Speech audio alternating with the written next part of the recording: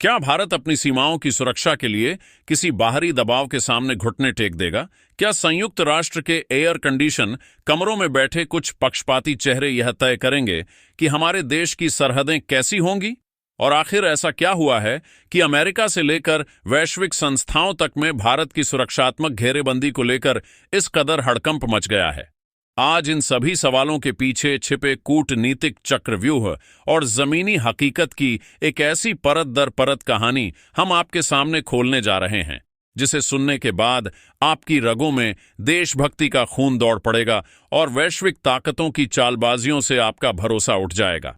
इस वक्त पूर्वी मोर्चे यानी भारत और बांग्लादेश सीमा से जो खबरें आ रही हैं, उन्होंने देश के प्रशासनिक महकमे से लेकर अंतर्राष्ट्रीय गलियारों तक खलबली मचा दी है। पिछले कुछ समय से जिस तरीके से वहां हालात बदल रहे हैं और तनाव चरम पर पहुंच रहा है, उसके बाद से पूरी दुनिया की नजरें इस मोर्चे पर टिक गई हैं। पूर्वी सीमा पर जो कुछ भी हो रहा है, उसने न सिर्फ ढाका की सियासत को हिलाकर रख दिया है, बल्कि वॉशिंगटन के बंद कमरों में भी भारी बेचैनी फैला दी है। सालों तक दुनिया भारत से यही उम्मीद करती रही कि वह चुपचाप हर दबाव को झेलेगा, कूटनीतिक भाषण सुनता रहेगा और वैश्विक संस्थाओं के दोहरे रवैये पर आंखें मूंद कर चलता रहेगा। लेकिन इस बार मामला हमारी सरहद की मिट्टी से जुड़ा हुआ है, कटीले तारों से जुड़ा हुआ है और उन जांबाज जवानों की इज्जत से जुड़ा हुआ है जो रात रात भर जागकर इस देश की चैन की नींद की रखवाली करते हैं। जैसे ही भारत ने अपनी पूर्वी सीमा पर लोहे की एक अभेद्य दीवार खड़ी करने का संकल्प जमीन पर उतारना शुरू किया, वैसे ही दुनिया भर का वह कथित महान खेमा अचानक एक्टिव हो गया, जो खुद को मानवाधिकारों का सबसे बड़ा ठेकेदार बताता है। लेकिन जब बात हिंदुस्तान की रक्षा और सुरक्षा को लेकर आती है, तो अचानक इन संस्थाओं को सिर्फ हमारे दुश्मनों की परेशानियां और दर्द दिखाई देने लगता है। अब यह लड़ाई सिर्फ बॉर्डर की जमीन पर नहीं बची है, बल्कि इसकी गूंज सीधे संयुक्त राष्ट्र के गलियारों तक जा पहुंची है, जहां से भारत को घेरने और रोकने की एक बहुत बड़ी अंतर्राष्ट्रीय साजिश शुरू हो चुकी है। लेकिन नई दिल्ली ने भी बहुत साफ शब्दों में कड़ा संकेत दे दिया है कि इस बार फैसला सरहद की मिट्टी तय करेगी, न कि किसी आलीशान दफ्तर में बैठे कुछ पक्षपाती लोग। भारत ने इस पूरे घटनाक्रम को अब एक ऐसा मोड़ दे दिया है जिसकी कल्पना भी किसी ने नहीं की थी। बांग्लादेश सीमा विवाद को लेकर सीधे संयुक्त राष्ट्र के दरवाजे पर जा पहुंचा है और वहां रोना रो रहा है कि भारत की सख्त घेरेबंदी से उसके हितों को चोट पहुंच रही है। जरा इस वैश्विक संस्था का दोहरा रवैया तो देखिए। इसने न तो इस गंभीर मुद्दे पर भारत का पक्ष जानने के लिए कोई आधिकारिक बैठक बुलाई और न ही इस पर कोई निष्पक्ष वोटिंग कराई, बल्कि सीधे तौर पर भारत की सुरक्षा से जुड़ी इस बेहद अहम फेंसिंग के काम को तुरंत प्रभाव से रोकने का एक तरफा फरमान सुना दिया। अगर पर्दे के पीछे चल रही इस पूरी गंदी राजनीति को ध्यान से समझें, तो इस पूरे खेल के पीछे सबसे बड़ा हाथ अमेरिका का सामने आ रहा है। अगर आप इतिहास और संयुक्त राष्ट्र के पुराने रिकॉर्ड्स को उठाकर देखेंगे, तो आपको साफ पता चल जाएगा कि यह अंतर्राष्ट्रीय संस्थाएं अक्सर वही रुख अपनाती हैं जो दुनिया की महाशक्तियां चाहती हैं। यही सबसे बड़ी वजह है कि भारत के प्रधानमंत्री ने कई बार अलग अलग अंतर्राष्ट्रीय मंचों से खुले तौर पर इन संस्थाओं के पक्षपातपूर्ण रवैये का कड़ा विरोध किया है। लेकिन अपनी सीमाओं को महफूज करने की इस जंग में आज कूटनीतिक स्तर पर एक बार फिर भारत के सामने बहुत बड़ा दबाव खड़ा किया जा रहा है। अब सबसे गंभीर सवाल यह उठता है कि भारत आगे क्या करेगा? क्या नई दिल्ली इस वैश्विक संस्था के किसी भी एक तरफा और गलत निर्देश के सामने झुकेगी, या फिर राष्ट्रीय सुरक्षा को सबसे ऊपर रखते हुए सरहद पर अपना काम उसी रफ्तार से जारी रखेगी जैसे कल तक होता आ रहा था? क्या अपनी सरहद पर भारत उसी तरीके से अपने सीमा सुरक्षा बल के जवानों को मुस्तैद रखेगा जो हर मौसम में देश के लिए डटे रहते हैं? सच्चाई तो यह है कि दुनिया की कोई भी बड़ी ताकत दिल से यह कभी नहीं चाहती कि भारत अपने पड़ोसी देशों के साथ चल रहे पुराने सीमा विवादों को हमेशा के लिए सुलझा ले। वे बहुत अच्छे से जानते हैं कि हिंदुस्तान को अगर वैश्विक पटल पर उलझाकर रखना है, तो उसकी सीमाओं पर विवादों को जिंदा रखना बहुत जरूरी है। अगर ऐसा नहीं किया गया तो भारत की तरक्की और विकास की रफ्तार को धीमा कर पाना दुनिया की किसी भी ताकत के लिए नामुमकिन हो जाएगा। यही वजह है कि अवैध घुसपैठ के इस पूर्वी रास्ते को खुला रखने की कोशिश की जा रही थी। लेकिन भारत ने अब ठान लिया है कि अगर यह पूर्वी रास्ता भी पूरी तरीके से सील कर दिया गया, तो सीमा पार बैठे हुड़दंगियों, तस्करों और गैर कानूनी तत्वों का पूरा तंत्र हमेशा के लिए ध्वस्त हो जाएगा। असल में इसी रास्ते से होने वाली पशुओं की तस्करी और अन्य काली करतूतों से उन असामाजिक तत्वों का धंधा चलता है, और भारत की सख्ती से न सिर्फ उन अपराधियों का बल्कि उनके पीछे बैठे बड़े बड़े आकाओं का भी दाना पानी पूरी तरीके से बंद होने जा रहा है। आखिर अमेरिका और अन्य पश्चिमी ताकतें बांग्लादेश के कंधे पर बंदूक रखकर भारत को क्यों घेरना चाह रही हैं? इस अंतर्राष्ट्रीय दबाव के बीच हमारी सुरक्षा एजेंसियों और दिल्ली के सत्ता के गलियारों में इस समय कौन सी बड़ी जवाबी प्लानिंग तैयार हुई है, जिसे सुनने के बाद विरोधियों के पैरों तले से जमीन खिसक जाएगी? सबसे बड़ा सवाल यह है कि अगर भारत संयुक्त राष्ट्र की बात मानने से साफ इनकार कर देता है तो आगे क्या होगा? हम आपको ग्राउंड जीरो की उन जमीनी हकीकतों से रूबरू कराएंगे और बताएंगे कि अब भारत के पास क्या अचूक विकल्प बचे हुए हैं और भारत इस समय किस रणनीति पर काम कर रहा है। देश की सुरक्षा के आगे किसी भी बाहरी संस्था का कोई दबाव मायने नहीं रखता, और इसी अटूट देशभक्ति के साथ भारत इस वैश्विक चक्रव्यूह को तोड़ने के लिए आगे बढ़ चुका है। हमें समझना होगा कि आखिर अचानक ऐसा क्या हुआ कि इस पूरे मामले में अमेरिका जैसी महाशक्ति का नाम सामने आने लगा। अगर आप ग्लोबल पॉलिटिक्स की बारीकियों पर नजर रखें तो आपको समझ आएगा कि अंतर्राष्ट्रीय मंचों पर कभी भी कोई घटना यूं ही नहीं होती। हर कदम के पीछे बहुत बड़ी और पहले से लिखी हुई स्क्रिप्ट होती है। आइए इस पूरे खेल की क्रोनोलॉजी को समझते हैं। जैसे ही भारत ने अपनी पूर्वी सीमा पर फेंसिंग यानी बाड़ लगाने का काम तेज किया, वैसे ही कुछ वैश्विक ताकतों के कान खड़े हो गए। ये बात सिर्फ एक देश की सरहद की नहीं है, बल्कि इस पूरे उपमहाद्वीप पर अपना प्रभाव बनाए रखने की है। कुछ पश्चिमी विश्लेषक इस बात को बहुत अच्छी तरह समझ रहे हैं कि अगर भारत ने अपने इस संवेदनशील हिस्से को पूरी तरीके से सील और सुरक्षित कर दिया तो इस पूरे क्षेत्र में किसी भी तरीके की बाहरी दखल अंदाजी की गुंजाइश हमेशा के लिए खत्म हो जाएगी। यही कारण है कि उनका डर अब साफ तौर पर छटपटाहट के रूप में दिखाई दे रहा है। भारत ने अपनी संप्रभुता और सीमाओं की सुरक्षा के मामले में किसी भी बाहरी संस्था के दखल को पूरी तरीके से खारिज कर दिया है। सरहद पर फेंसिंग का यह काम किसी भी दूसरे देश को नुकसान पहुंचाने के लिए नहीं, बल्कि भारत अपने नागरिकों की सुरक्षा, अवैध घुसपैठ को रोकने और सीमा पार से होने वाली राष्ट्र विरोधी गतिविधियों को हमेशा के लिए समाप्त करने के लिए कर रहा है। इसी सिलसिले में राष्ट्रीय सुरक्षा सलाहकार अजीत डोभाल और गृह मंत्रालय के शीर्ष अधिकारियों ने एक बेहद महत्वपूर्ण बैठक में ग्राउंड जीरो की सुरक्षा व्यवस्था की समीक्षा की और सीमा पर तैनात कमांडरों को स्पष्ट निर्देश जारी कर दिए हैं। निर्देश साफ है कि सरहद पर भारत की सुरक्षा से जुड़ी किसी भी बुनियादी संरचना या फेंसिंग के निर्माण कार्य की रफ्तार 1 सेकंड के लिए भी धीमी नहीं होनी चाहिए। भारत ने स्पष्ट कर दिया है कि अंतर्राष्ट्रीय मंचों पर कूटनीतिक मोर्चे को संभालने की जिम्मेदारी जहां विदेश मंत्रालय मुस्तैदी से निभा रहा है, वहीं जमीनी स्तर पर किसी भी अप्रिय स्थिति से निपटने के लिए एक अभूतपूर्व सुरक्षा चक्र तैयार कर दिया गया है। भारत ने सीमा पर एक ऐसा बफर जोन तैयार कर दिया है जिसे कोई परिंदा भी पर मारकर पार नहीं कर सकता।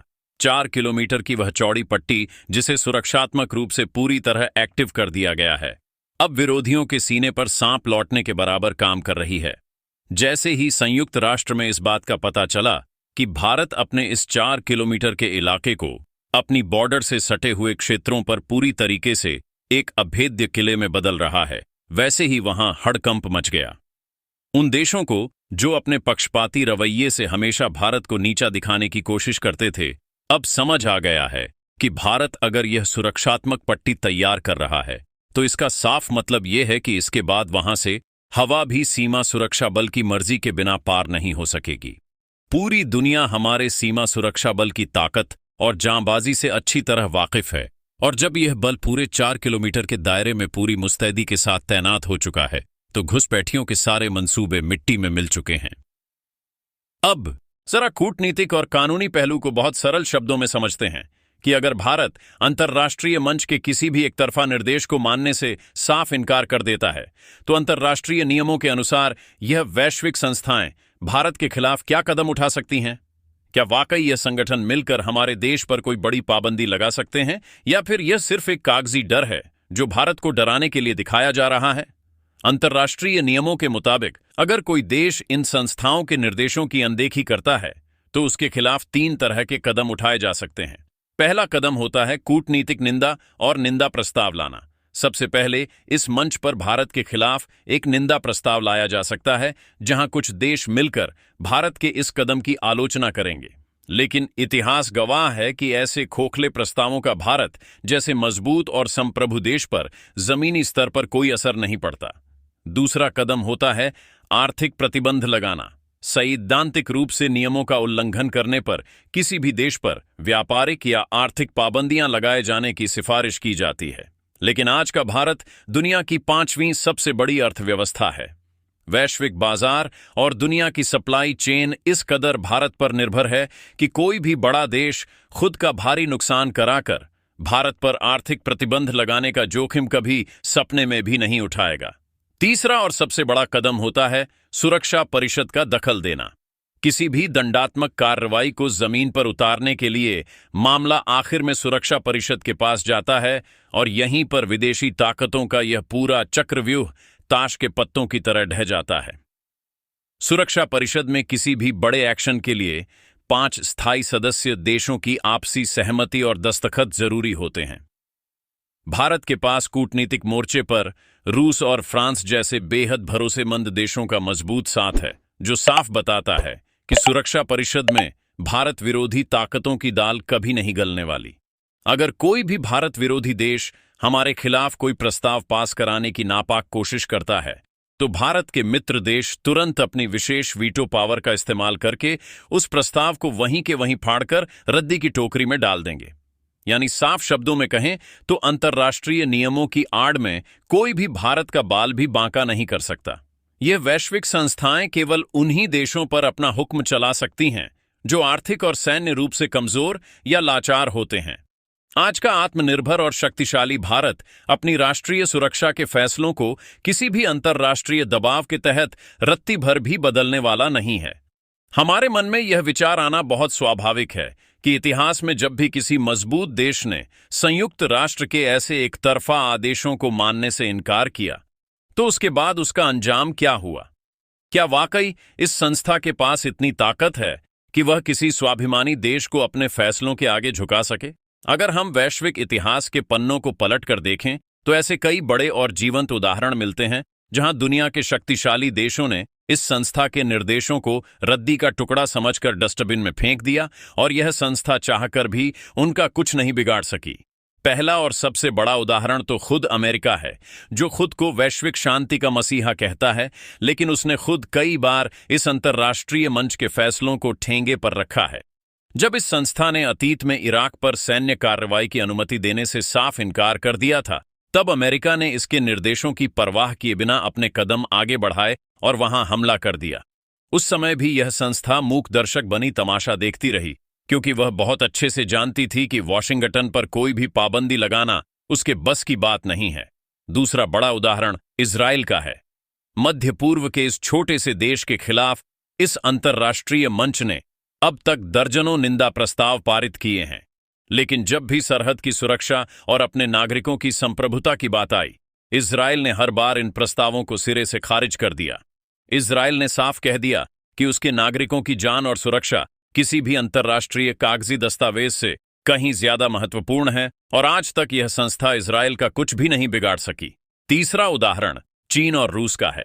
दक्षिण चीन सागर के विवाद को लेकर जब अंतर्राष्ट्रीय ट्रिब्यूनल ने चीन के खिलाफ फैसला सुनाया, तो बीजिंग ने उस फैसले को मानने से साफ इनकार कर दिया। ठीक इसी तरह रूस ने भी इस मंच द्वारा लाए गए किसी भी प्रस्ताव को अपने ऊपर लागू होने से हमेशा सख्ती से रोका है। इन सभी ऐतिहासिक उदाहरणों से एक बात पूरी तरह साफ हो जाती है कि यह अंतर्राष्ट्रीय संस्थाएं केवल कमजोरों पर धौंस जमा सकती हैं, लेकिन जब बात भारत जैसे परमाणु संपन्न दुनिया की 5वीं सबसे बड़ी अर्थव्यवस्था और बेहद मजबूत सैन्य शक्ति वाले देश की आती है, तो सारे कूटनीतिक नियम और दबाव धरे के धरे रह जाते हैं। भारत का इतिहास हमेशा से वैश्विक शांति का सम्मान करने का रहा है, लेकिन जब बात हमारी सीमाओं की सुरक्षा की आएगी और हमारी फेंसिंग को रोकने की साजिश रची जाएगी, तो दिल्ली बिना किसी हिचकिचाहट के इन पक्षपातपूर्ण निर्देशों को दरकिनार करते हुए अपना काम जारी रखेगी। भारत ने अपना फैसला बिल्कुल साफ कर दिया है कि न तो बॉर्डर पर चल रही फेंसिंग की कार्रवाई में 1 सेकंड की रुकावट आएगी और न ही किसी भी तरह की घुसपैठ को बर्दाश्त किया जाएगा। यही वजह है कि इस पूरे घटनाक्रम के बाद जब बांग्लादेश को यह बात समझ में आ गई कि उसकी इस पूरी कूटनीतिक मेहनत और रोने धोने से भारत का कुछ भी नहीं बिगड़ने वाला, तो तुरंत वहां के सीमा सुरक्षा बल यानी बीजीबी के सैन्य चीफ को आनन फानन में भारत भेजने के निर्देश दिए गए। भारत भेजने के पीछे सीधा कारण यह था कि भारत, जो इस वक्त सीमा पर बेहद सख्त कार्रवाइयां कर रहा है, उसमें कुछ नरमी बरती जाए। यही वजह है कि कल तक जो तेवर दिखा रहे थे वे आज बातचीत के लिए दौड़े चले आ रहे हैं। दरअसल यह वही अधिकारी हैं जो कुछ समय पहले तक भारत की फेंसिंग का विरोध कर रहे थे और गीदड़ भभकियां दे रहे थे कि भारत अपनी फेंसिंग रोके वरना वे सख्त कदम उठाएंगे। लेकिन भारत के इस कड़े रुख के सामने अब वे बातचीत की गुहार लगाने पर मजबूर हो चुके हैं। रक्षा मंत्रालय को जब यह जानकारी भेजी गई कि वहां से बातचीत के दौर को शुरू करने की कोशिश की जा रही है, तो भारत के रक्षा मंत्रालय ने भले ही इस मुलाकात का स्वागत किया है, लेकिन साथ ही यह भी साफ कर दिया है कि अगर वे बॉर्डर पर फेंसिंग को रोकने या धीमा करने की कोई मांग लेकर आ रहे हैं, तो बेहतर यही होगा कि वह इस मांग को लेकर वापस लौट जाएं। भारत का यह सख्त निर्देश साफ कर रहा है कि भारत अब किसी भी पड़ोसी देश के झांसे में आने वाला नहीं है। भारत ने यह भी साफ कर दिया है कि अब तक हम सिर्फ पारंपरिक फेंसिंग का काम कर रहे थे, लेकिन जिस तरीके से सीमा पार से लगातार घुसपैठ की कोशिशें की जा रही हैं और हाल ही में जैसे 280 घुसपैठियों को रंगे हाथों दबोचा गया, उसके बाद अब बात सिर्फ साधारण बाड़ लगाने तक सीमित नहीं रहेगी। भारत को सुरक्षात्मक रूप से और भी कई कदम आगे बढ़कर उठाने होंगे और इसीलिए वह 4 किलोमीटर का बफर जोन अब पूरी तरीके से जमीन पर एक्टिव होने जा रहा है। इस इलाके में जितने भी घर बॉर्डर के बेहद नजदीक मौजूद हैं, उन्हें सुरक्षा कारणों से खाली कराकर वहां सैनिक सुरक्षा चौकियां स्थापित की जा रही हैं। पहले जो चौकियां 2-2 किलोमीटर की दूरी पर हुआ करती थीं, अब उनकी डेंसिटी को बढ़ाकर 1-1 किलोमीटर के अंतराल पर किया जा रहा है। इसके साथ ही वहां पर तैनात सीमा सुरक्षा बल के जवानों की संख्या को बढ़ाकर 2 गुना कर दिया गया है। गृह मंत्री अमित शाह ने सीमा सुरक्षा बल की 60,000 अतिरिक्त बटालियन को इसी क्षेत्र में तैनात करने का ऐतिहासिक फैसला लिया है।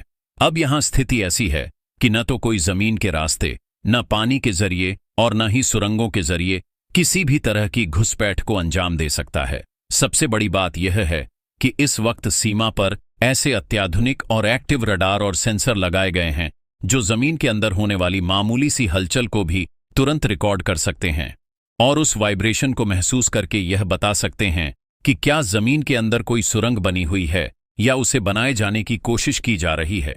आप खुद समझिए कि भारत इस वक्त पूरी ताकत से अपनी सीमा को सील कर रहा है और संयुक्त राष्ट्र चाहे जितने भी बड़े बड़े भाषण दे दें, उससे भारत की सेहत पर कोई फर्क नहीं पड़ने वाला। भारत से निपटने और बात करने का अब एक ही तरीका है कि भारत की सुरक्षा प्राथमिकताओं का सम्मान किया जाए। भारत अगर चाहे तो एक दिन के अंदर सीमा पार की बिजली आपूर्ति से लेकर जरूरी चीजों की सप्लाई पर कड़े प्रतिबंध लगा सकता है, लेकिन भारत ने हमेशा एक बड़े भाई की भूमिका निभाई है। मगर शायद यह शालीनता विरोधियों को रास नहीं आ रही है, तभी वे चीन और पाकिस्तान की गोद में जाकर बैठने की कोशिश करते हैं। पिछले कुछ समय से